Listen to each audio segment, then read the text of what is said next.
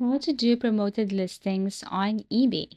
Promoted listings on eBay are a powerful way to increase the visibility of your products. So, step one, you have to make sure you're eligible. You must be an above standard or top rated seller, your item to be listed in a category that supports promotions. Now, step two, go to eBay Seller Hub, log into your eBay account, go to Seller Hub, ebay.com/shobw, click Marketing in the top menu, and then select Promoted Listings. If you can see Promoted Listings, just tap that one. You can also go to your profile, tap on your profile, scroll down, and go to Settings. Here, if you have different products, then what you're going to do is you have to scroll down till you see promoted listings. So let's just say these are your items that you have posted. And as you can see on the right side, there is this promote listing.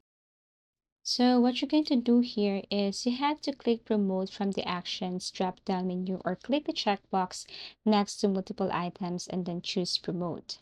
So eBay offers three main types. It could be promote listing standard, pay only when you sell, promoted listings advance, pay per click, and promoted listings express for auctions only. Here you can set your ad rate or bid. You can set a custom ad rate or let eBay suggest one, choose keywords and bids manually, and then launch your campaign.